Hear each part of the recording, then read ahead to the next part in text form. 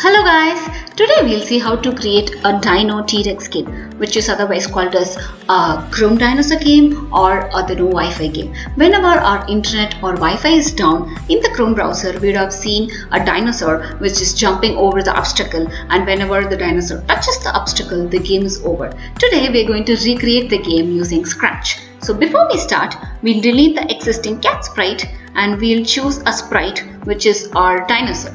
So here I'm going to go to animals and choose the dinosaur, which is one of our sprites. The next is to choose the obstacle. So let's have a tree as the obstacle. This is very big, so we'll make the size of the tree to look smaller than the dinosaur so that it looks kind of naturalistic. Yes, now we have two sprites, which is dinosaur and tree. Now we'll choose a backdrop which is kind of relevant to the game. So we'll go to outdoors and choose a backdrop which could be Jurassic. This looks fine. Now we got our sprites and the backdrop. So the overview of the game is that, so the tree from the right side of the screen slides all the way to the left and it keeps happening continuously. So whenever the obstacle comes closer to the dinosaur, so the dinosaur has to skip the obstacle by jumping up and down. So we're going to do all that to these two sprites. So we'll start off with the dinosaur. So we'll go to events, and whenever the space key is pressed, we'll make the dinosaur jump up and down. To do that, we'll go to motion and choose a change Y block. So this change Y block is because the direction up and down is with respect to Y. So up is plus 10 and Y is going to be negative of 10. So it goes down and the dinosaur goes up for plus 10. But it only moves a little. How to make it look like it's actually jumping? To do that, we'll go to control and take a repeat block. So this is going to repeat the jump for like 10 times. So we'll see what happens. So whenever I click, it goes all the way up because the jumping is happening for like 10 continuous times so that it looks like it's jumping a lot more higher way. So we'll do the same for the negative 10 and we'll make it to 20 for each so that it is jumping high, up and down. So we'll attach it to the space key and we'll check whether it happens fine. So whenever I press, yes, it's jumping up and down, but it's very important that we fix the position of the dinosaur to a particular position. So to do that, I'm going to go to events. When the green flag is clicked, we'll fix the position of the dinosaur to X and Y, which is minus 74 and minus 30. So that here this looks fine. Whenever the green flag is clicked, the dinosaur, it jumps up and comes back to the same exact position. Now it's time to code the obstacle, which is the tree. So whenever the green flag is clicked, we'll add the block and we'll go to motion and move the tree to the right side of the screen, and we'll pick the go to block and it has to smoothly slide to the left side of the screen like this now. So the value of the X and Y changed and we'll take the glide block and check what happens. Yes, this glides perfectly fine. So we can reduce the speed by making it 2, but it glides only whenever I click this particular block. We'll have to make it continuous. To do that, we'll take a forever block and put it here. So whenever the green flag is clicked, the tree keeps continuously sliding. This is fine.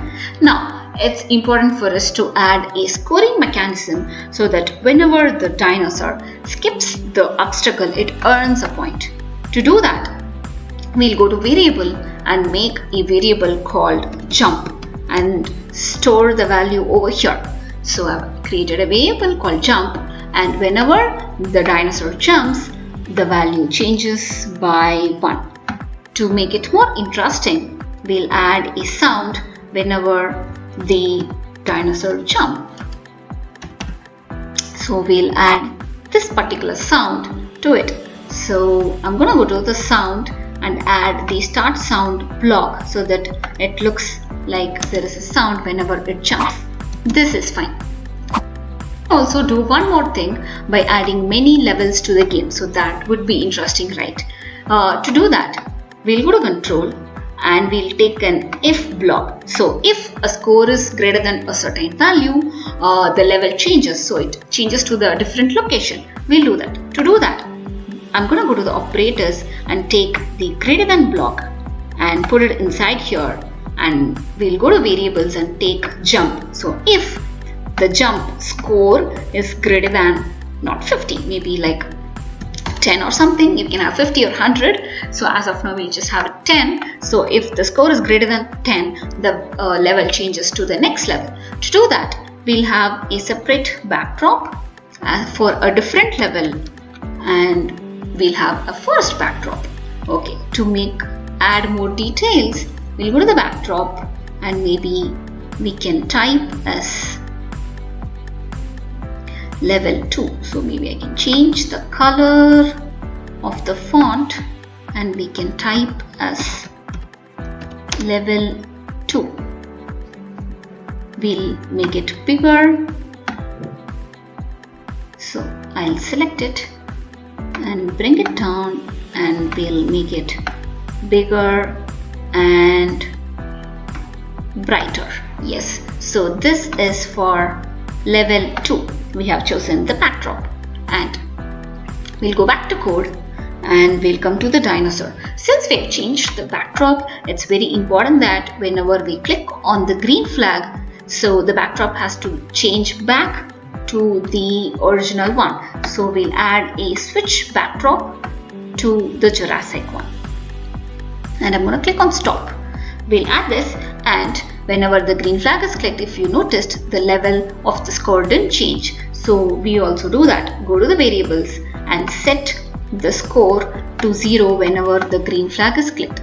Now this works perfectly fine. Now it's very important that we add a switch backdrop. If the value is greater than 10, the backdrop changes to forest, and there it goes to the level 2. So we have the dinosaur jumping up and down and the trees are moving. But what happens if the tree touches the dinosaur? We'll have to do that, right? So we'll do that. Now we'll go to the tree and we'll select whenever the green flag is clicked, it has to wait until it touches the dinosaur. So there is a block called wait until. So it will wait until touching the dinosaur. So there is a sensing block. So this sensing block will sense whether the two sprites are touching or not. So we'll change the mouse pointer to the dinosaur so that it senses whether the tree touches the dinosaur or so. What happens? The game has to stop. To do that, we'll go to events and take a broadcast message and make it as game over. So I'm going to broadcast a message called game over. But what happens when we receive game over? We'll create a new sprite. Maybe we'll go to the paint editor and we can type in something called game over. So the game over, we'll change the font so that it looks like it's pixelated and the color is changed. We'll do all that and we'll increase the size of it. Now we'll fix it to the center position and we'll make the game over sprite. It's done for us. So what happens when we receive game over? So the entire game has to stop. So when I receive game over, I'm going to stop all. But we'll still make it interesting by adding a sound. So maybe we can go to the sound here. We'll add the sound to it. So when we receive the game over, it stops with the sound. And this works perfectly fine. But since when we click on the green flag, the game over still is here. So to do that, we'll go to events, and when green flag is clicked, we'll take hide, and when I receive the game over one, it has to show.